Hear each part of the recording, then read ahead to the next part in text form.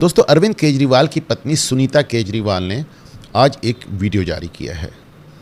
इसमें वो उसी कुर्सी पर, दिल्ली के मुख्यमंत्री की उसी ऑफिशियल आधिकारिक कुर्सी पर बैठी नज़र आती हैं जिसमें केजरीवाल बैठ के अक्सर लोगों से बातें करते हैं, अपने वीडियो जारी करते हैं। वही कुर्सी जिसके एक तरफ भगत सिंह और दूसरी तरफ डॉक्टर अंबेडकर की फ़ोटो लगी है।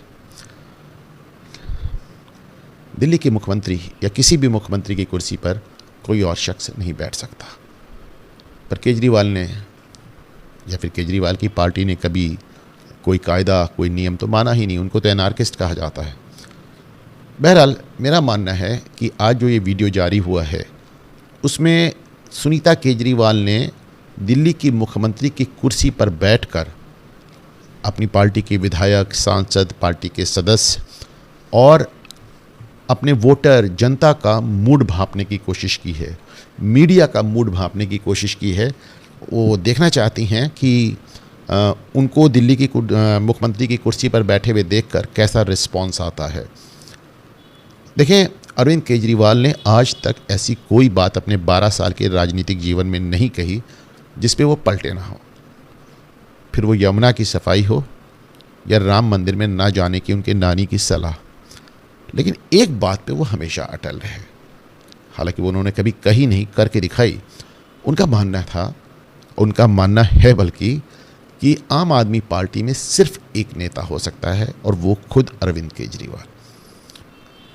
जितने लोग ज़रा सा भी जिन्होंने उड़ने की, पर निकालने की कोशिश की, वो सब पार्टी से बाहर का रास्ता उन्हें दिखा दिया गया। फिर वो उनके पुराने साथी कुमार विश्वास हों, योगेंद्र यादव हों, प्रशांत भूषण हों, आशुतोष पत्रकार जो केजरीवाल की पार्टी से जाके जिन्होंने सांसद का चुनाव लड़ा और हारा, ये सब समय समय पे, इनफैक्ट अरविंद केजरीवाल ने तो अपने जिनको वो गुरु मानते थे, अन्ना हज़ारे, उनको भी ठेंगा दिखा दिया, उनसे एकदम दूरी बना ली और उनको एकदम डिसमिस कर दिया। केजरीवाल ने एक पार्टी बनाई है जो सिर्फ और सिर्फ केजरीवाल पर केंद्रित है। केजरीवाल किसी भी शख्स को पार्टी का चेहरा नहीं बनने देना चाहते।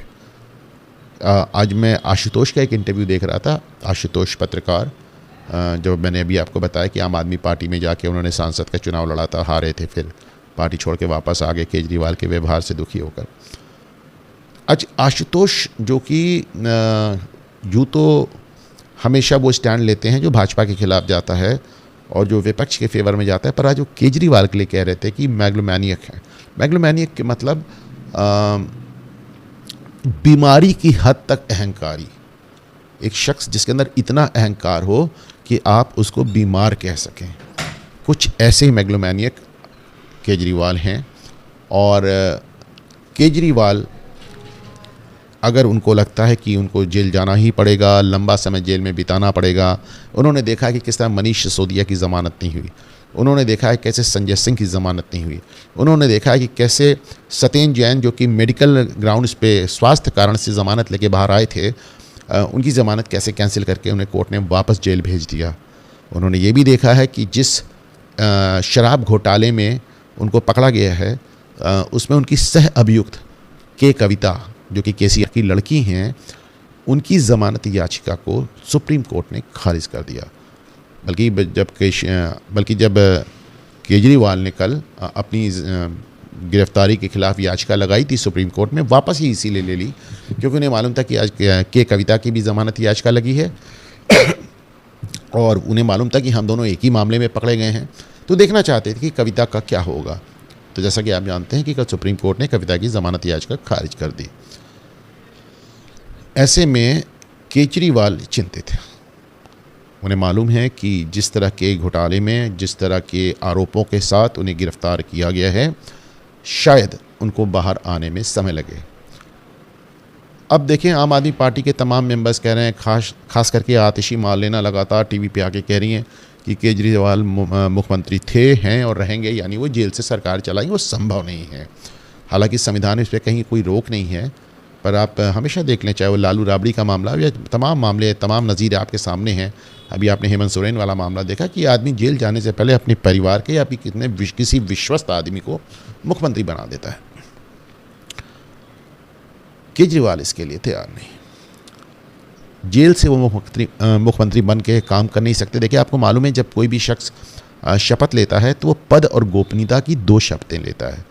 एक तो पद की लेता है, दूसरे गोपनीयता की लेता है कि मुख्यमंत्री के तौर पे या मंत्री के तौर पे या प्रधानमंत्री के तौर पे उसकी जानकारी में जो भी विषय लाया जाएगा, तो जब तक ऐसा करना अनिवार्य ना हो वो उसकी सूचना किसी को नहीं देगा। पर अगर आप जेल में, तो जेल का मैनुअल ये कहता है कि आप तक जो कुछ पहुंचेगा जेल के अधिकारी उसकी जांच करेंगे। तो उस गोपनीयता की शपथ तो बचेगी ही नहीं, और संभव भी नहीं है कि कोई आदमी जेल से रहकर एक सरकार, वो भी दिल्ली जैसी सरकार चलाए। तो केजरीवाल को किसी न किसी को तो मुख्यमंत्री बनाना पड़ेगा। अब ये एक मुद्दा है जिस पे, जैसा मैंने कहा, कि केजरीवाल हमेशा से बहुत संवेदनशील रहे हैं। उनकी समझ में नहीं आ रहा है किसको बनाएं। आतिशी को बना दें, गोपाल राय को बना दें, सौरभ भारद्वाज को बना दें, राघव चड्ढा को बना दें, तो ये सब अपने आप में नेता बनकर उभरेंगे और केजरीवाल को ये बर्दाश्त नहीं। ऐसे में वो चाहते तो हैं अपनी पत्नी सुनीता केजरीवाल को मुख्यमंत्री के पद पर बैठाना। सुनीता हालांकि किसी भी हाउस की मेंबर नहीं है, पर वो कोई बहुत बड़ी बात नहीं, वो तो मैनेज हो जाएगा। लेकिन केजरीवाल को अपनी थोड़ी सी इमेज की चिंता है। वो पहले ही जितने लोगों को देश में भ्रष्ट कह चुके हैं उन सब से वो हाथ मिला चुके हैं। लालू यादव पे सबसे ज़्यादा आरोप लगाए थे और आपको लालू यादव के गले लगते मिलते हैं, लालू यादव को अपना नेता मानते हुए मिलते हैं। अब ऐसे में वो लालू और राबड़ी वाला केस अगर दिल्ली में कर देंगे तो शायद जो केजरीवाल के जो युवा फॉलोअर्स हैं उनको एक ठेस पहुंच सकती है। लेकिन केजरीवाल किसी पे भरोसा भी करने को तैयार नहीं। तो मेरा मानना है कि आज जो केजरीवाल की पत्नी ने ये स्टंट किया है, मुख्यमंत्री के पद पर मुख्यमंत्री की कुर्सी पर बैठकर जो उन्होंने अपना वीडियो जारी किया है, उन्होंने जनता का, पार्टी का और सदस्यों का और विधायकों का मूड भांपने के लिए ये काम किया है।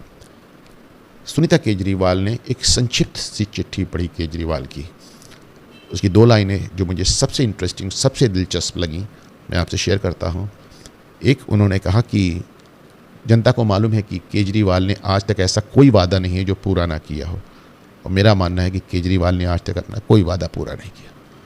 और दूसरी बात, जब से उनका वो वीडियो वायरल हुआ था जिसमें वो कहते थे कि मेरी नानी कहती हैं कि राम मंदिर जाना ठीक नहीं है क्योंकि वो मस्जिद गिरा के बनाया गया है, और जब से केजरीवाल को उस पर बैकलैश आया, केजरीवाल को दिक्कत हुई, अब तब से वो लगातार आपने देखा मंदिर घूम रहे हैं।